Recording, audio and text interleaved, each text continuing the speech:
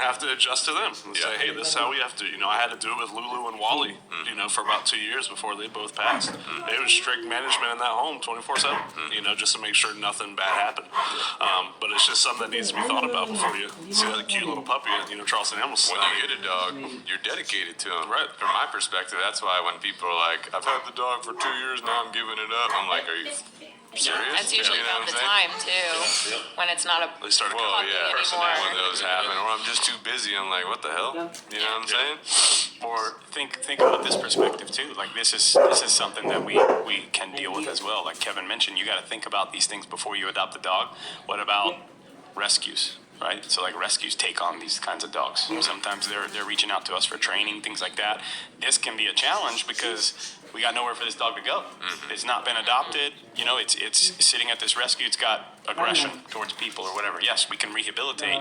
Then what? Now what's the next step? If we don't have a foster or a person that's willing to adopt and be willing to do all of these things, keep in mind these people aren't fronting the money for training, right? So they're not financially invested in this dog. They just say, well, cute puppy, I want to adopt this dog, right? So like now we have another challenge of what does this rescue do with this dog in the meantime while we're trying to find homes, right? So like it's a tough topic, and I know a lot of rescues have had that conversation as well. Like, do we need to put this dog down? Do we need to euthanize this dog because we got nowhere for this dog to go? Right. Yes, we can get training, but now what? What's the next steps? You know what I'm saying? So like that brings up a whole nother topic. I think unfortunately, like it's easy for us to say, you need to like suck it up and do the right thing, but I think it's not that black and white of a question. I think there's a lot to be considered when we're talking about this kind of stuff. But I think my personal opinion is definitely in line with you guys. Like euthanasia is for medical reasons. It's a mercy. It's a dog that's in pain, that's got some kind of incurable disease that it's gonna die a slow and painful death. Where that's where you would use euthanasia. Behavioral issues can always be addressed. But you've got to be able to do the structure. It's not just about getting training. Training is not going to just resolve these things, all issues. You got to be able to maintain the training. You got to be able to implement the structure that your trainer is recommending. All of that kind of stuff. So that all plays into it as well. Well, in the rescue and foster world too, there's a lot of people who volunteer in that world and who operate in that world, because it feels good. They want to save dogs, whatever the case may be. One thing that they all need to remember is that it's not just enough to find a dog a home. There has to be other things in place, especially when you deal with the cases that we've dealt with. So you can't just be like, oh, this person wants to adopt this dog, hey, good to go. Well, this dog's got a long history of issues, and now maybe this person adopted is like a senior citizen. So you're not setting anybody up for success at that point.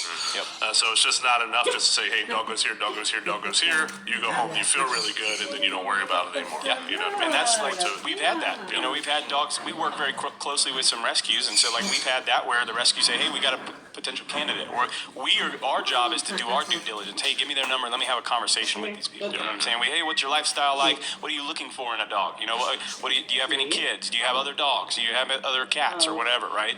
And so now we can call the rescue and say, hey, I don't think this person's going to be a good fit for this dog. I've spent 4 weeks, 6 weeks, 8 weeks with this dog. This is what I know that this dog needs. Just based on my brief conversation with this person, it doesn't seem like they're going to be a good fit to give this dog what they need. Or hey, this person's ready to rock and roll. Let's get the ball rolling. We're going to support them, set them up. We've had both ends of the spectrum there. So I think everybody has to kind of come together to do their due diligence for this kind of stuff. Also, like you said, we have that conversation a lot of times with rescues. They say, hey, we got this dog with this issue. We want to get it trained so it's more adoptable. And it's like, all right, well, let's talk about, we can get the training done for sure. But after the training, we're looking for a particular type of person that's particularly structured. And we've had where it takes months before we find that type of person. You know what I'm saying? Sometimes it's just another trainer here. Right.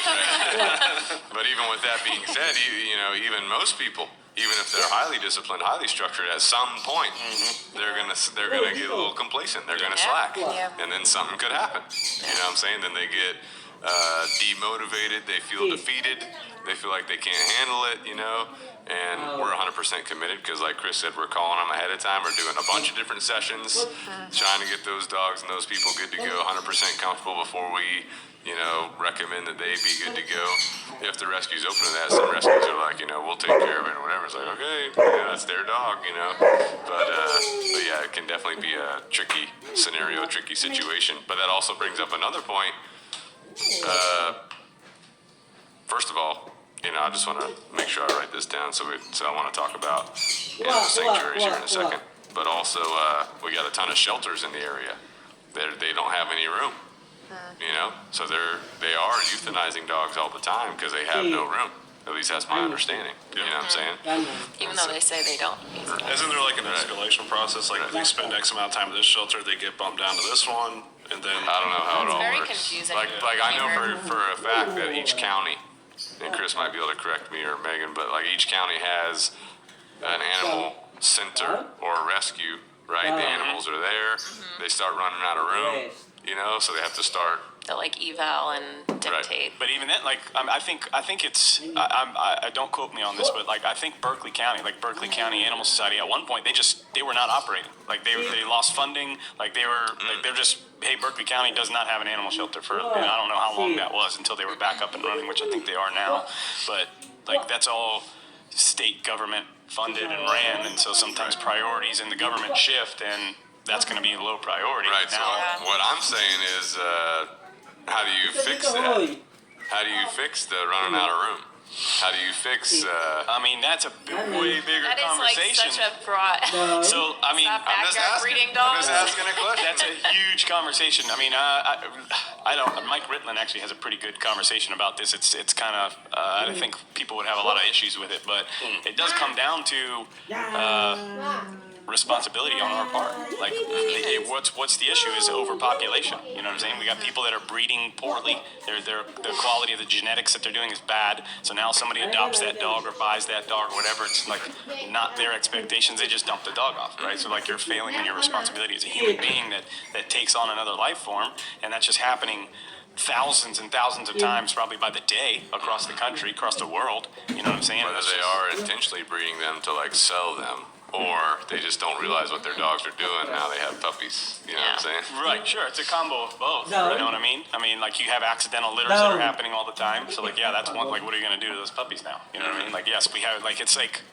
On one end, it's like, okay, me as a trainer, I have an accidental litter. Let's say I have one today, right? I'm like, I know these are poorly bred dogs. They're gonna have all these issues of insecurity. What do you do? What's your options? Like you're not gonna just kill the puppies right there. You know what I mean? So yeah, obviously that's what I would do, right? Hey, like this is this happened on my watch. It's an accidental litter. I have responsibility to either rehome these dogs, train them, get them set up. They're definitely getting trained if they're your Be very busy. I mean, yeah, I'm training them, or sell them or whatever. But again, it's like, what are most people doing? You guys hear the stories all the time. They're going to take this litter, they're going to put it in a cardboard box, and they're going to dump it somewhere. Now it ends up at the shelter.